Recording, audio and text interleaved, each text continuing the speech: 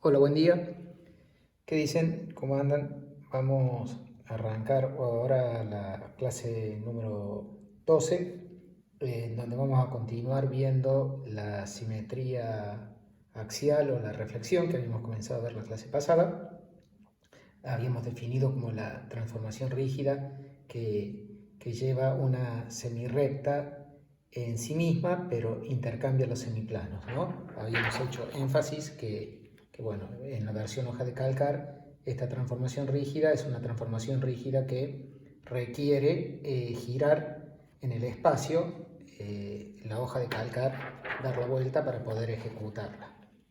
Esto contrastaba con la simetría central, que la simetría central era la que llevaba ambas cosas, la parejita verde, a ambas cosas opuestas, y esa se podía ejecutar sin sacar la hoja de calcar del plano, uno y justamente rotar 180 grados pero sobre el plano.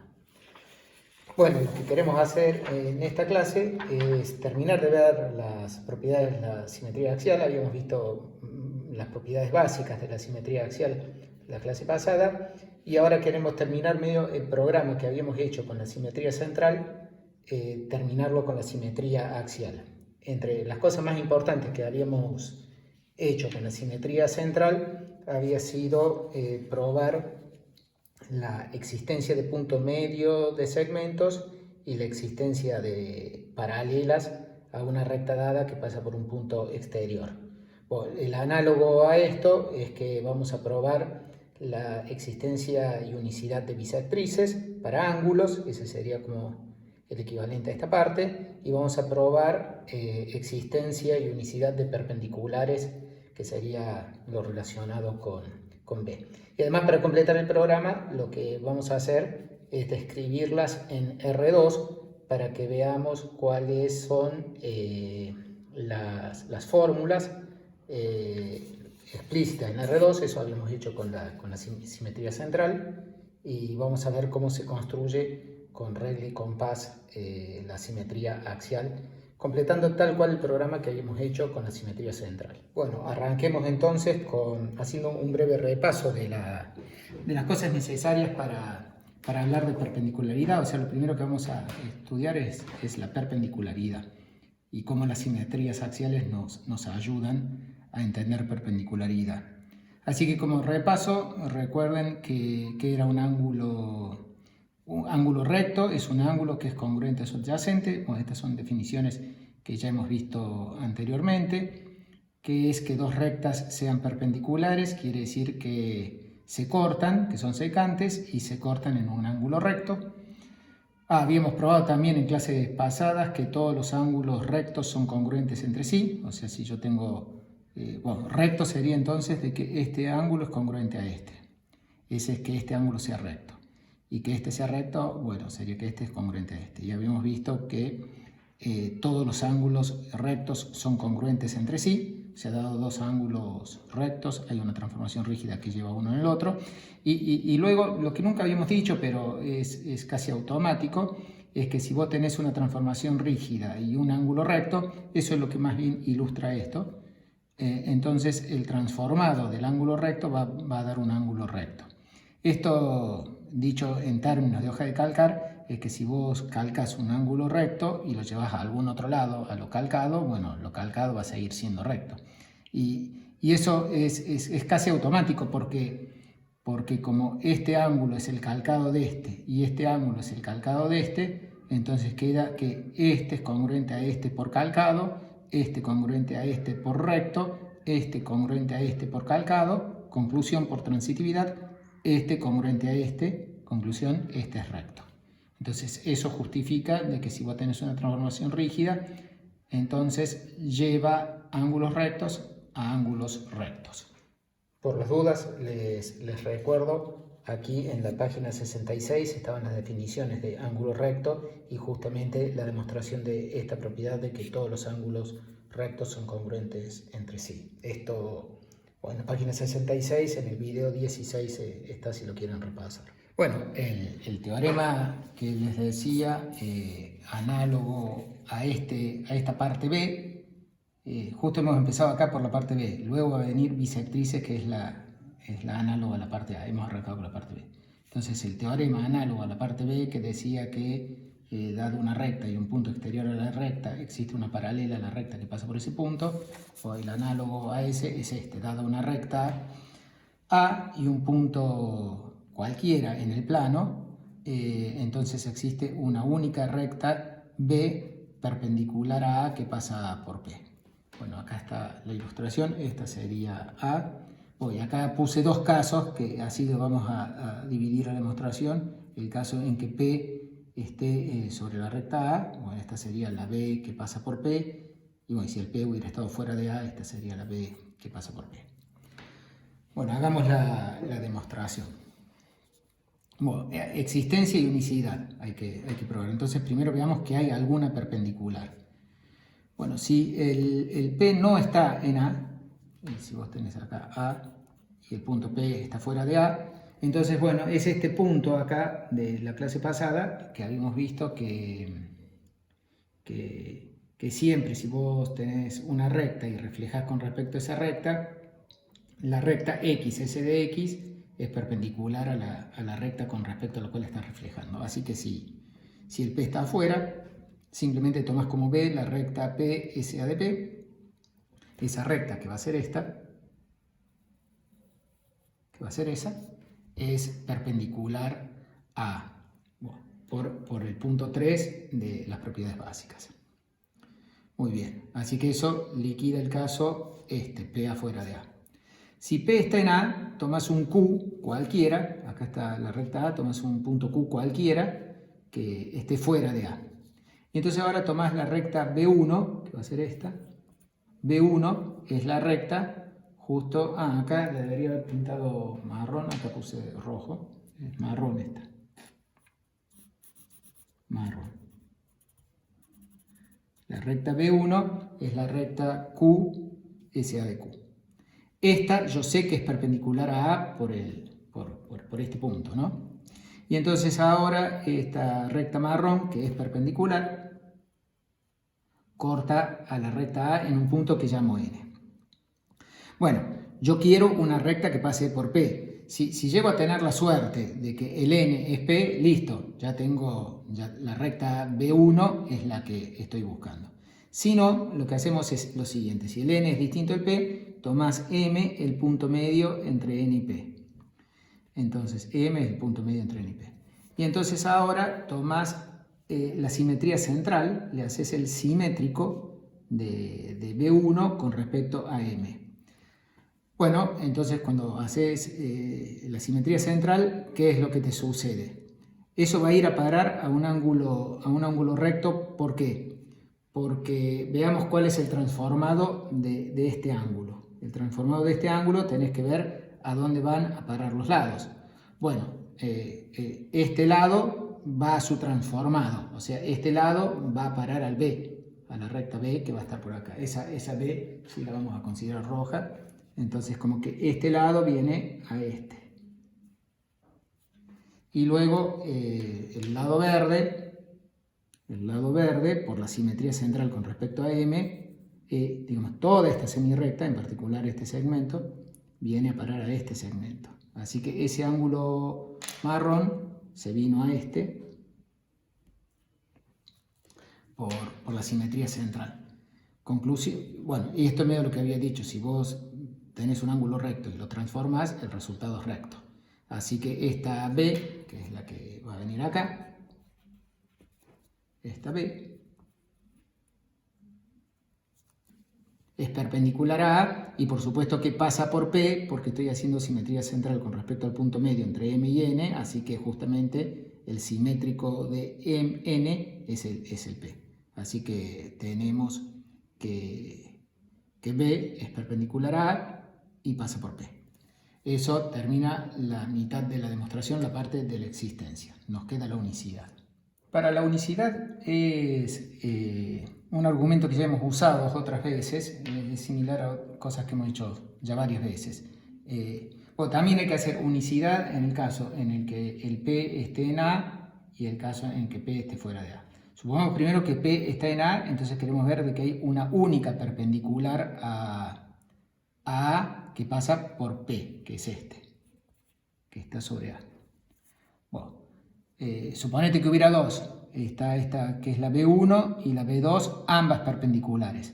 Perpendiculares quiere decir que el ángulo verde, número 1, es congruente al ángulo verde número 4, porque B2 es perpendicular, porque es recto, el ángulo 4 es recto, así que es congruente su adyacente. Y de que B1 sea perpendicular, quiere decir que el ángulo 2 es congruente al 3. Así que ahora llegó un absurdo, porque, bueno, como estos ángulos están todos en un mismo semiplano con respecto a A, bueno, con cada uno de ellos tengo una contención, está uno contenido en el otro. Y bueno, si yo respeto lo que dice mi dibujo acá, que podría haber sido al revés, pero bueno, siguiendo el dibujo, acá me ha dado que el ángulo 1 es mayor que el 2, porque dibujé a la B1 interior, así que el 1 es mayor que el 2 es congruente al 3 por perpendicularidad de B2, esto es perpendicularidad de B2, pero el 3 ahora contiene al ángulo número 4, porque como B1 era interior aquí, ahora la B2 es interior acá, así que el ángulo 4 es más chico que el 3, pero el 4 era congruente a 1 por perpendicularidad de B1, y es absurdo tener que el ángulo 1 es mayor que el ángulo 1, eso contradice el axioma número 3 de congruencia. Así que imposible que haya dos rectas perpendiculares que pasan por un punto en la recta A. Bueno, ¿qué pasa si el punto está afuera de A? Sería un dibujito como este. Entonces suponete que hubiera dos rectas, la B1 y la B2, que pasan por P, ambas perpendiculares a A. Así que como B1 es perpendicular, estos dos ángulos rojos son congruentes, como B2 es perpendicular, estos dos ángulos son congruentes. Lo que te quiero probar es que en realidad B1 es igual a B2. Bueno, ahora lo que hacemos es parecido a lo que habíamos hecho en la última parte aquí. Tomás M, el punto medio, entre Q1 y Q2. Q1 y Q2 serían los puntos de corte de B1 y B2.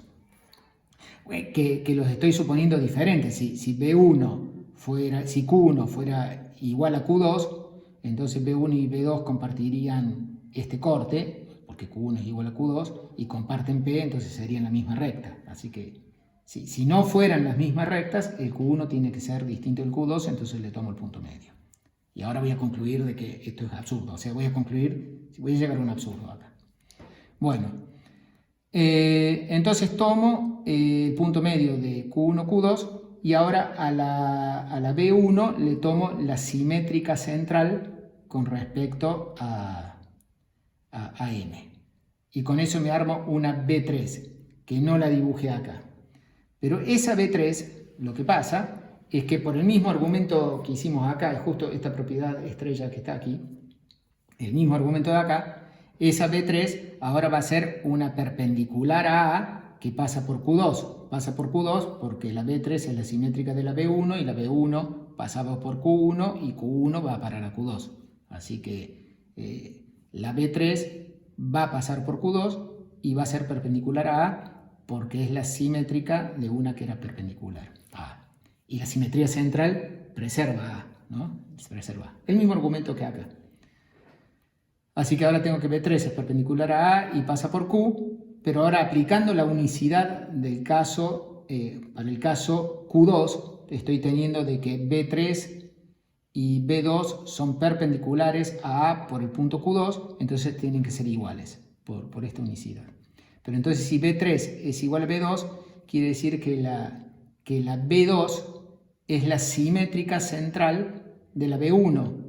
Pero cuando estudiamos simetría central, habíamos visto que cuando vos tomas cualquier recta que no pasa por el centro de simetría, esa recta va a parar a una paralela. Así que esta B3 es paralela a B1. Y como la B3 es B2, la B2 es paralela a la B1. Pero absurdo porque ambas pasaban por P2. O sea, B1 y B2 no son paralelas, se están cortando en el P. Entonces, absurdo porque llegué a la conclusión que B2 es paralela a B1, mientras que B1 y B2 se cortaban en P. Bueno, eso concluye la demostración de existencia y unicidad de paralelas por un punto cualquiera del plano. Bueno, cerramos este video con lo que anunciaba acá del versus, perpendicularidad versus paralelismo, ¿no? Algunas implicaciones, queremos analizar cuáles son verdaderas y falsas cuando mezclamos paralelismo con perpendicularidad. La mayoría de estas inspiradas en que son verdaderas para R2.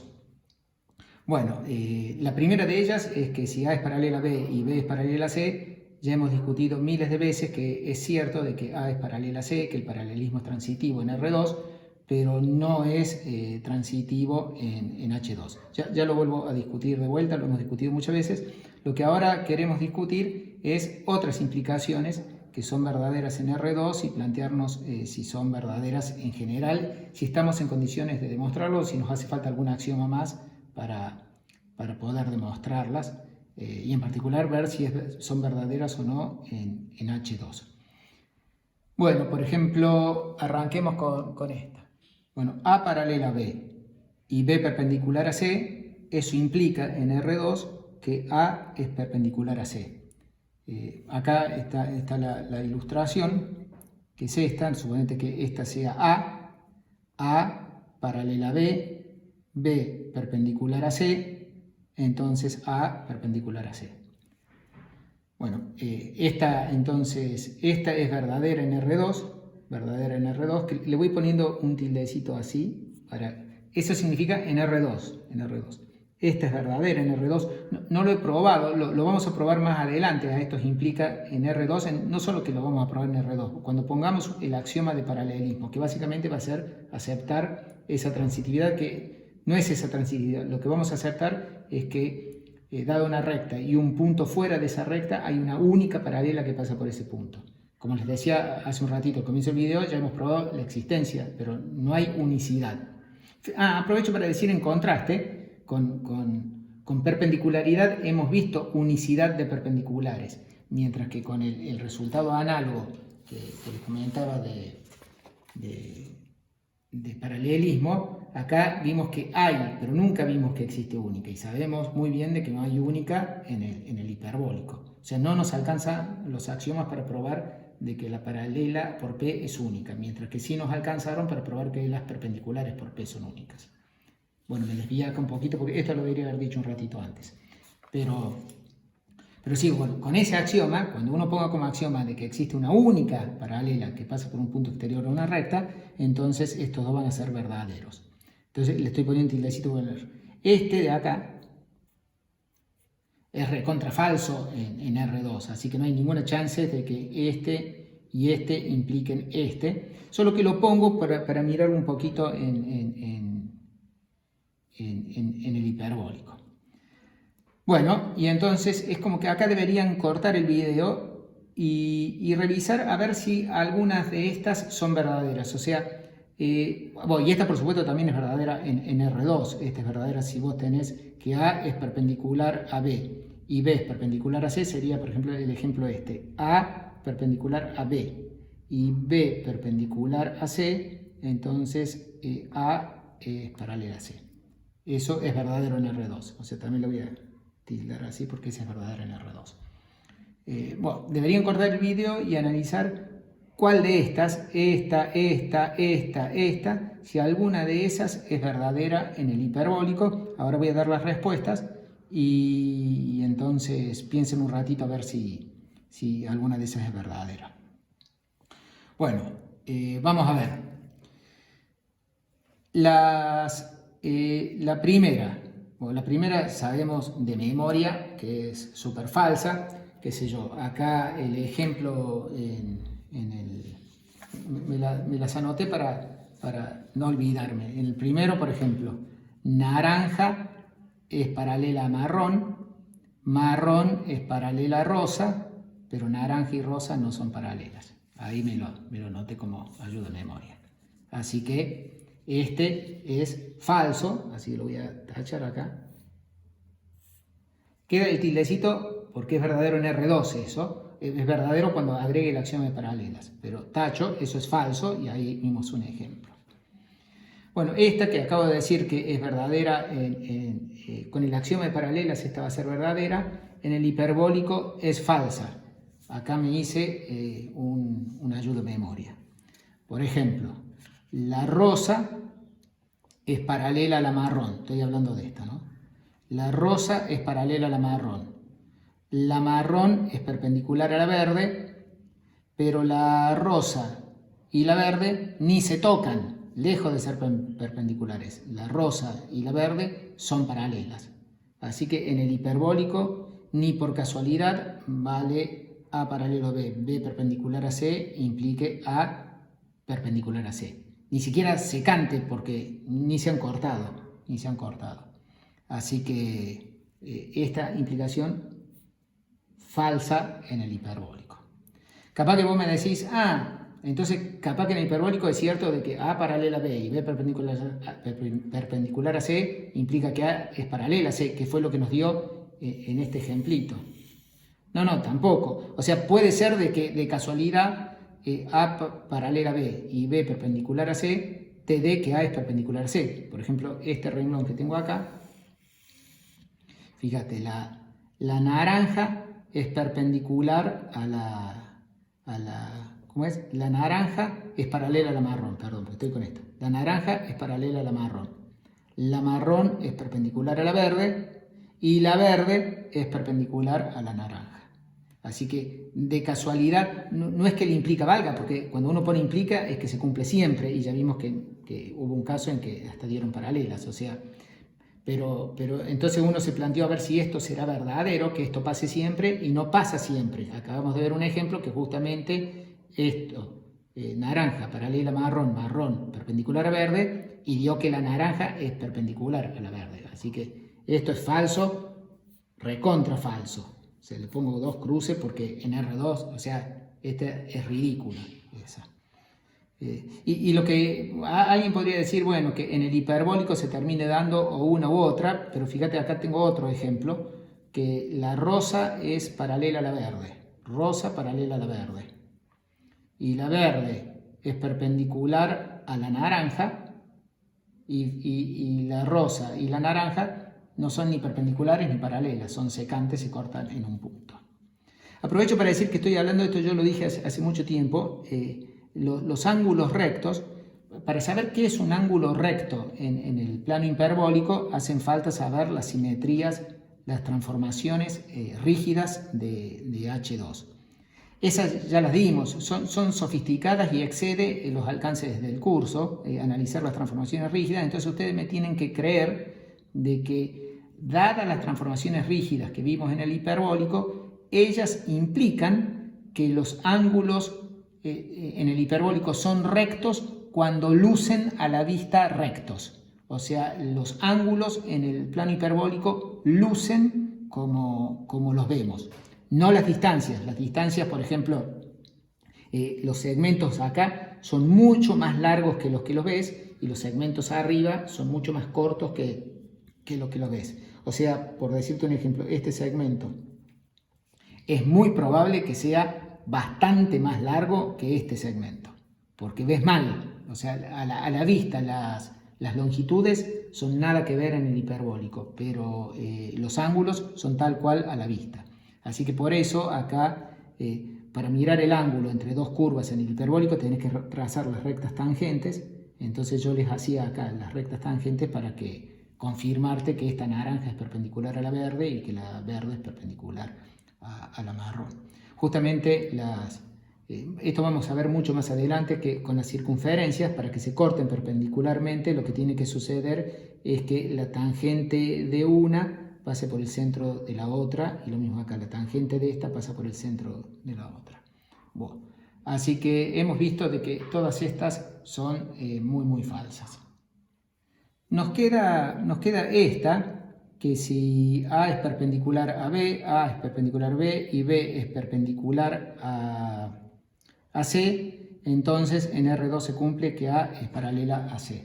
Entonces, para el que pensó un rato y en una de esas, bueno, ya hemos dado respuesta a todo esto. Los invito a pensar un ratito más a ver si esto les parece que es verdadero en el hiperbólico o si encuentran algún contraejemplo a esto aquí en el hiperbólico. Así que los invito de vuelta a hacer alto al video y pensar a ver qué opinan, si este será verdadero o falso en general en el hiperbólico, y si será verdadero o falso, si es verdadero, si podemos hacer una demostración. Antes que, bueno, hagan alto y ya arranco de vuelta, pero antes de dar yo la respuesta, lo que les quiero mostrar es que en la esfera, nunca hemos considerado este ejemplo, porque este ejemplo, el de la esfera, en donde los círculos máximos se hacen de rectas, si los círculos máximos se hacen de recta, pues esto no cumple ninguno, o sea, de entrada anda mal, porque dos puntos, por ejemplo estos dos puntos, no determinan una única recta, porque si ahora vos me tomás este otro círculo máximo, así, y que venga por acá arriba, o es más fácil pensar en los meridianos. Todos los meridianos son rectas porque son círculos máximos que pasan por el polo, ¿no? O sea, dos puntos no determinan una única recta. O sea, es lo que se llama la geometría esférica. Desde el primer día de clase esto no cumple nuestro axioma, así que por eso no lo consideramos. Pero lo que sí viene bien es considerar esta pregunta, y esto es falso en la esfera, porque por ejemplo si yo tomo este meridiano, digamos que fuera el meridiano Greenwich en la Tierra, corta perpendicularmente al ecuador. Lo corta perpendicularmente al ecuador. Y ahora este otro meridiano, digamos, acá, o sea, estoy haciendo que el meridiano Greenwich sea A, y estoy haciendo de que el ecuador sea B. Y ahora toma este otro meridiano que está a 90 grados del A.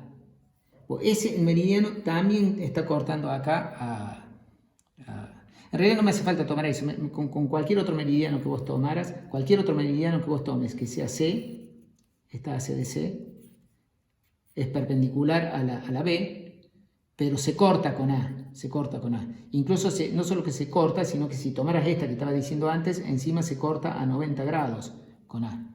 Entonces, este es recontrafalso en la esfera, pero digo, no nos tiene que sorprender, porque en la esfera dos puntos no determinan una única recta, determinan muchas rectas. Entonces, como que, incluso si te pones a ver, mirá lo curioso, simplemente lo menciono como curiosidad, este triángulo que dibujé acá, este triángulo esférico, tiene sus tres ángulos rectos.